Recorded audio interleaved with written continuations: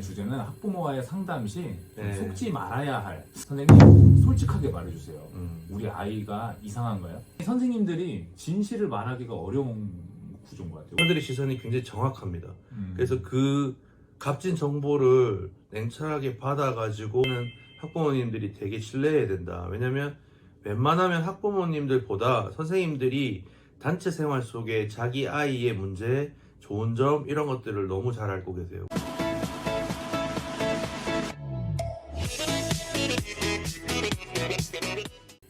네.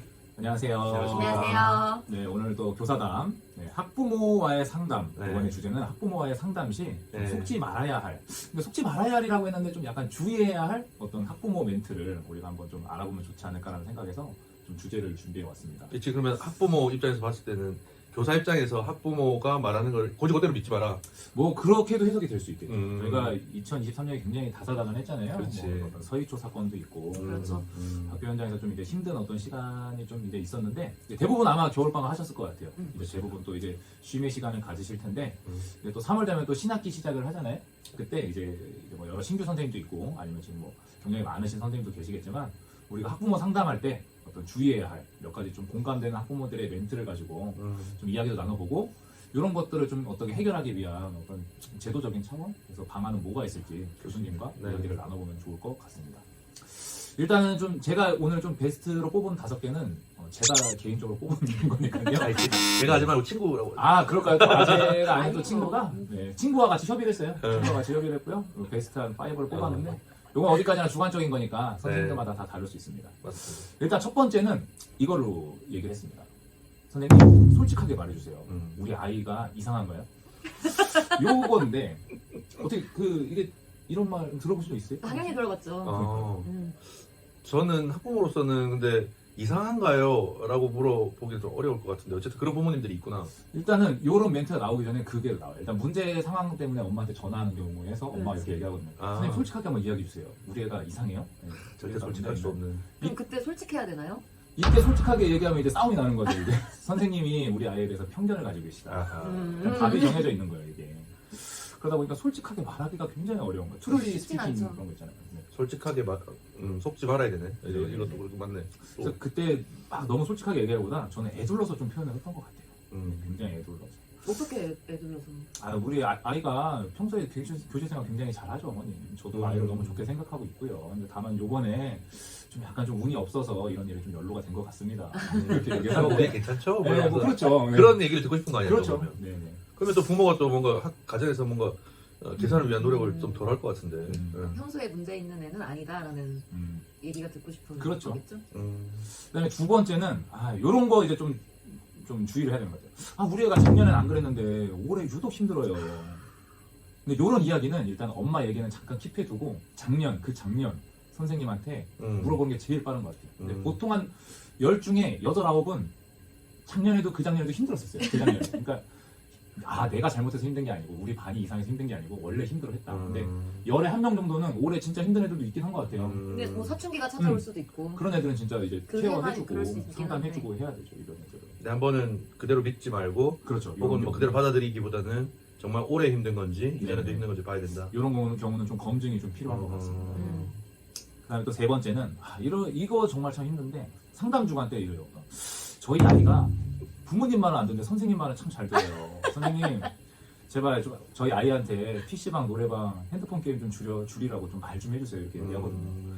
근데 저는 이걸 의심하는 게 일단 부모님 말도 안 듣는데 선생님 말을 듣는 거 그게 말이 될까요? 그렇게 훈육의 주된 담당자는 이제 부모님인데 이게 저는 그거 같습니다. 그냥 선생님한테 악역을 담당해 달라 이 부탁으로 하는 얘기 같은데. 그렇지. 요즘 부모님들은 너무 그냥 하지 마라 하기보다는 네네. 그래 뭐 해줄게 혹은 그런 게 바탕이 되니까. 네네. 특히나 맞벌이 부모 같은 경우는요. 부모 입장에서 보면 애들한테 기본적으로 잘해주지 못하고 있다는 죄책감이 있어요. 같이 시간을 못 보내주고. 근데 뭐 애가 뭐 PC방이나 노래방, 핸드폰 게임, 그러니까 부모가 원하지 않는 걸 한다고 해도 또 선뜻 말할 수가 없는 거예요. 그러니까 누군가는 이거를 제재해야 되는데 나는 못하겠고 맞아요. 선생님 좀 해주십시오. 네. 그러니까 어떤 마음이신지 이해는 가요. 충분히 이해는 가는데. 근데 저도 저 얘기를 되게 많이 들었는데 저는 뭔가를 하지 마세요를 부탁하기보다는 그러니까 공부를 하라고 하는데 엄마가 얘기하면 왜 공부를 지금 해야 되는 시기인지 도대체 부모가 말하는 건 믿지를 않는다. 그러니까 선생님이 좀 이렇게 설득을 시켜달라라는 의미에서는 선생님 말은 그래도 좀 듣는 편이다 이런 얘기를 좀 하시긴 하시는데 그럼 저도 아유 뭐 말하는 건 어렵지 않은데 제 말도 그렇게 듣지는 그러니까 않습니다. 어려운 것 같습니다. 그러니까 그 다음은 이제 또 우리 아이가 선생님을 너무 좋아해요. 그래서 막 장문에 또 메시지를 남기시는 엄마들이 있어요. 저는 이런 거를 금사빠라고 합니다. 이게 쉽게 달아오르면 쉽게 식듯이 또 이분들이 가장 큰 적으로 변할 수도 있어요. 아 진짜? 근데 신규 때 진짜 조심해야 되는 것 같아요. 맞아요. 이렇게 하고 난 다음에 후속 멘트가 이제 그 다음 사례인데 보통 이제 이렇게 사랑이 식어버리면 저희 아이가 그러더라고요. 선생님이 변하신 것 같다고.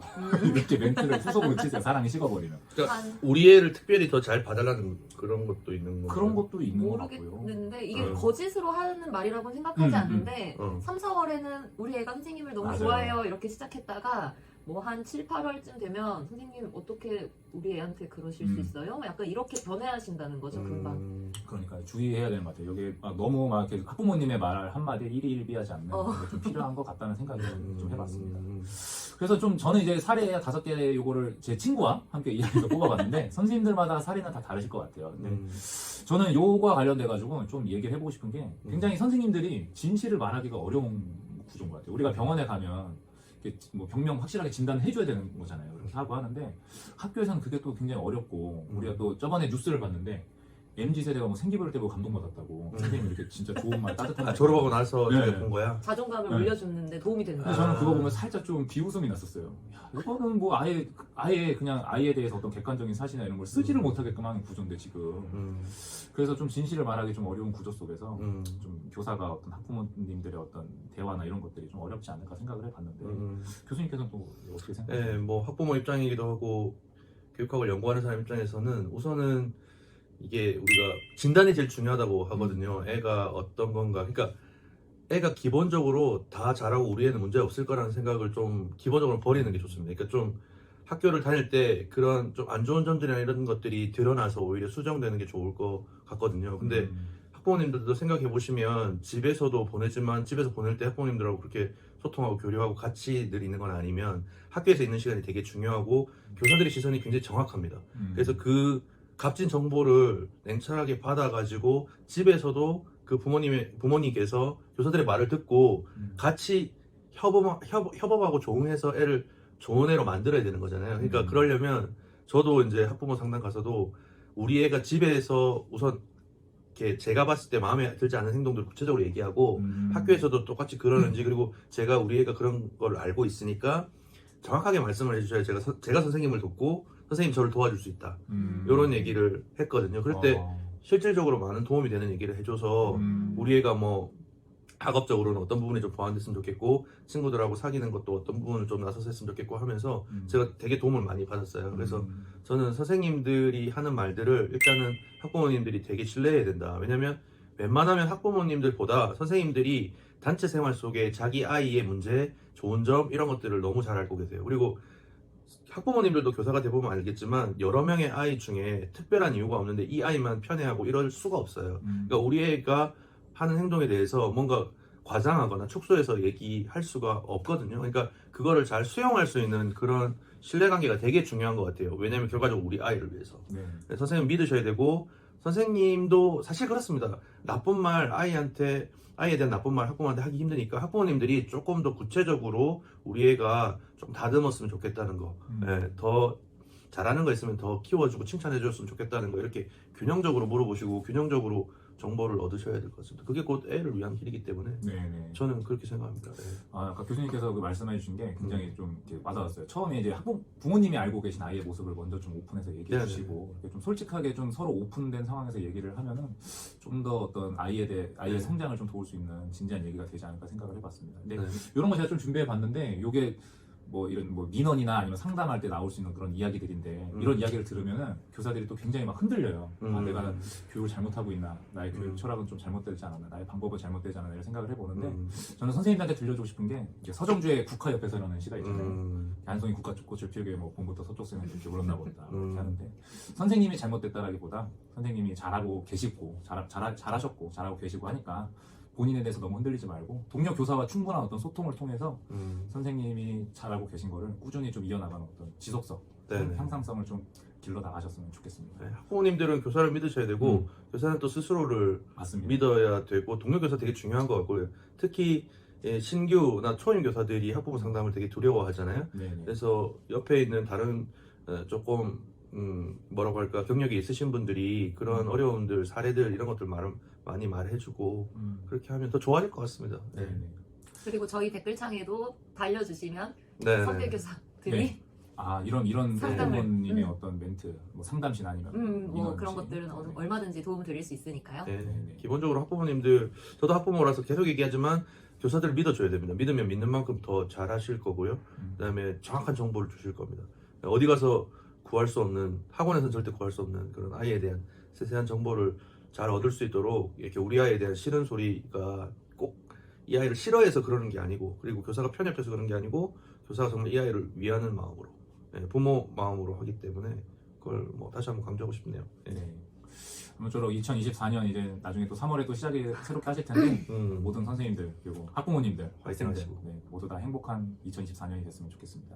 네. 여기서 마치도록 하겠습니다. 네, 수고했습니다. 수고하셨습니다.